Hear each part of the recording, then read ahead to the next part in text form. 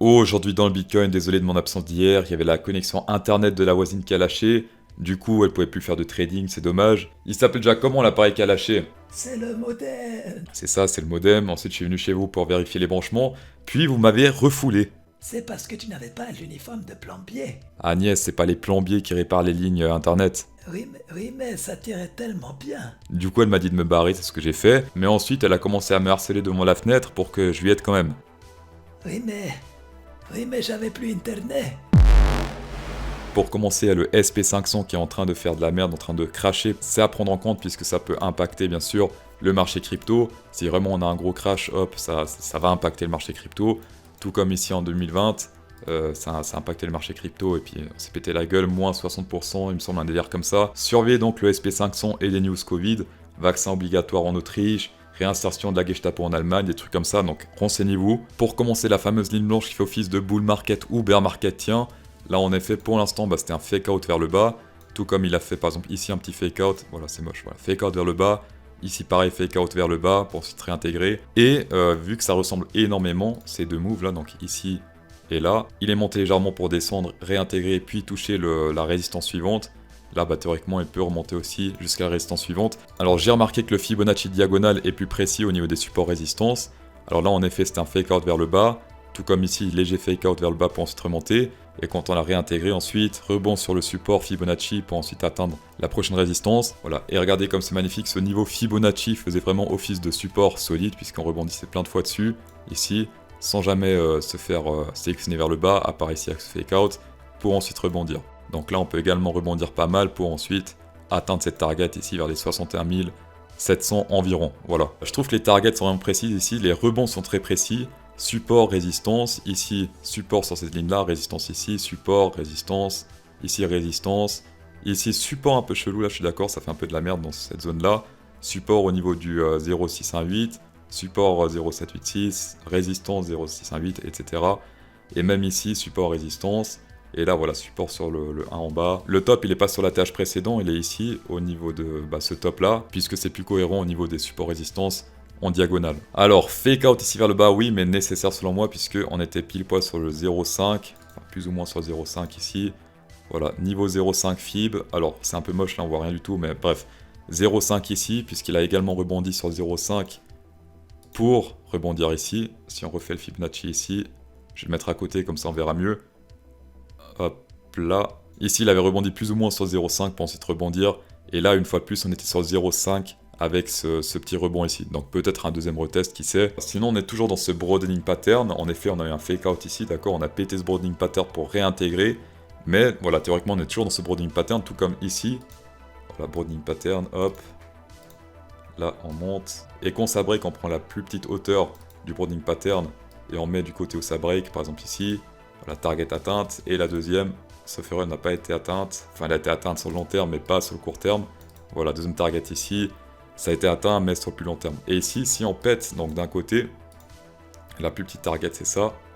Voilà, donc ici, si on pète vers le bas, sans fake out, bah, target, c'est vers les 48 000. Et si on pète actuellement la hausse, on va dire vers ici, d'accord, target vers les 78 000 ici. Ici, si on continue à zigzaguer, plus on zigzague loin, plus haute sera la target ou plus basse sera la target du broadening pattern. J'ai vu pas mal de youtubeurs mainstream parler du fameux triangle descending wedge.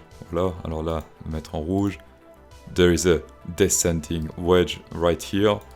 Alors en général, je traite pas ça. Voilà, personnellement, je traite pas ça. Ça pétait un peu vers le haut, ça reteste. Ouais, pourquoi pas. Tous les gens sont actuellement à fond sur ça, donc attention à ce genre de triangle. C'est souvent piégeux. Il part de 2 points pivots et je sais pas, pour moi, c'est pas suffisant.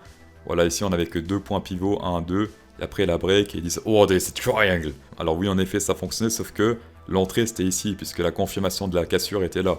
Et la target de ce triangle, donc si on prend une target triangle, c'était environ ici.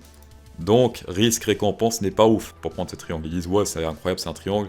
Ici, s'ils pètent, donc si on prend ce triangle-là, qui souvent atteignent même pas leur target, donc on dit, vas-y, là, c'est en effet un triangle.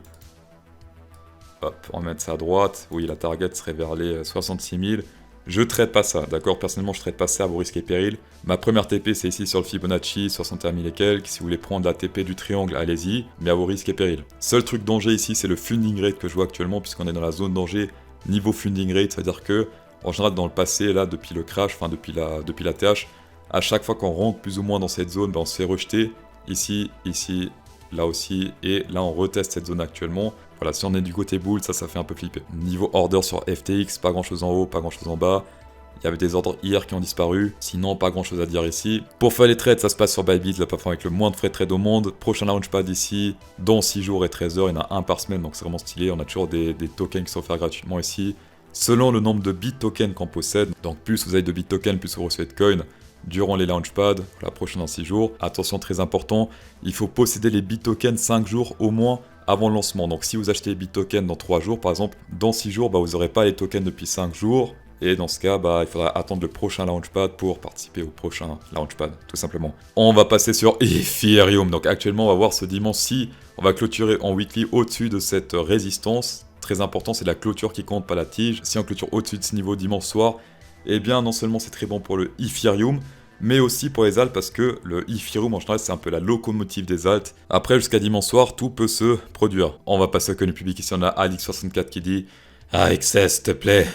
Iptosos. Ok, on va voir AXS, donc ici. Alors, AXS, très joli et swag selon moi. J'ai sorti le MACD, pourquoi? Parce que quand il y a des longues divergences comme ça, on galère des fois un peu à aller voir sur le RSI, mais pas sur le MACD. Par exemple là, en effet, ça fait que monter, et là, ça fait que descendre. Sauf que sur le MACD, c'est un peu plus, c'est plus facile à voir. Par exemple ici, on a une vague plus basse, enfin plus haute, une vague plus basse, et là, plus bas, plus haut, d'accord? Là, ça monte, là, ça descend. La base de la divergence et en général on dit que la divergence est confirmée au niveau du MACD quand on a la première bougie verte ici ou rouge selon la divergence qu'on veut prendre, boule ou bear. Là en l'occurrence c'est une divergence boule, donc on attend la première bougie, ou appelez ça comme vous voulez, le truc vert ici, confirmé dans 10 heures, donc ça peut devenir rouge d'ici 10 heures, toujours attendre la confirmation. Après tout le monde sait très bien, qui dit grosse divergence dit grosse montée. Niveau Fibonacci ici 0,382, très propre ici, petit fake out vers le bas. On casse quasiment jamais ici ce niveau, à part avec des tiges. Ensuite, on a également les rebonds sur le EMA 50, très propre, EMA 50, rejet, EMA 50, rejet. Et là, on pète les mâts rouges, confirmé avec la divergence. Avec le VMC, comme on peut le voir ici, ça fait pas des trucs incroyables niveau divergence, puisque c'est une grosse divergence, donc il faut une grosse confirmation. Le VMC ne fait pas des grosses confirmations, c'est plutôt pour des petites divergences, ou en tout cas des divergences où il y a des tiges, ça fait genre hop, hop, hop, genre plus bas ici, plus haut. Et là c'est plus haut et plus bas, voilà. Donc ça c'est bien pour le VMC, par contre des trucs très longs comme ça c'est pas très bien pour le VMC, donc plutôt utiliser peut-être le MACD pour confirmer des grosses divergences. Première target vraiment minimaliste, c'est le 0,618 zone danger. Ensuite on prend l'extended fib, première target ATH et ainsi de suite, donc tu prends où tu veux. Toujours attendre la confirmation comme je dis avant, cette bougie peut très bien finir dans le rouge encore d'ici 10 heures. Sur Space Algo au niveau des harmony patterns ici, c'est juste magnifique, on a eu un crabe et un butterfly combinés ici. Première target c'était là, c'était indiqué par Space Algo, voilà tout simplement. On a rebondi plusieurs fois sur cette target. Target suivante ici, target 2, pile poil ici. On l'a littéralement frôlé d'un poil de... Voilà, toujours mettre cette épée légèrement avant pour être sûr de prendre ses profits. Et actuellement, selon Space Algo, il y a un shark potentiel ici dans cette zone, dans ces tirés bleus, voilà. Donc si on rentre avec le prix là-dedans et qu'on ressort, hop, shark confirmé. Et ici, on voit les premiers tirés du shark. Donc il prédit littéralement les futurs harmonic patterns, c'est magnifique. Donc ça, c'est uniquement s'il rentre dans cette zone. Comme d'hab, Space Algo 10% de rabais à CryptoSauce 10, tapez dedans. Merci d'avoir checké cette vidéo, c'est toujours un plaisir. Mettez un pouce bleu pour plus de plaisir pour la voisine et pour qu'elle puisse à nous trader. Et bonne soirée.